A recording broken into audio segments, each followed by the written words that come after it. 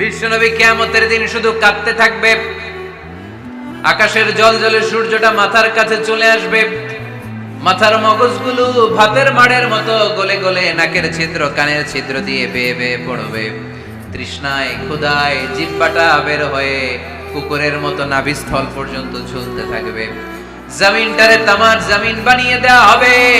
সবাই শুধু বলবে ইয়া নাফসি, আল্লাহ তুমি আমারে বাঁচাও। অলিরা বলবে ইয়া নাফসি, শহীদরা বলবে ইয়া নাফসি, নবীরা বলবে ইয়া নাফসি, উম্মত বলবে ইয়া নাফসি। সবাই বলবে আল্লাহ তুমি আমারে বাঁচাও, আল্লাহ তুমি আমারে বাঁচাও, আল্লাহ তুমি আমারে বাঁচাও। ঠিক ওই মুহূর্তে বিশ্বনবী প্যারা নবী মাকামে মাহমুদে সিজদায় পড়ে কাঁদবে। তিনি ইয়া নাফসি না বলে চিৎকার করে কেঁদে কেঁদে বলবে উম্মতি উম্মতি রবলি হাবলি উম্মতি, ও রব আমার উম্মতকে তুমি বাঁচাও।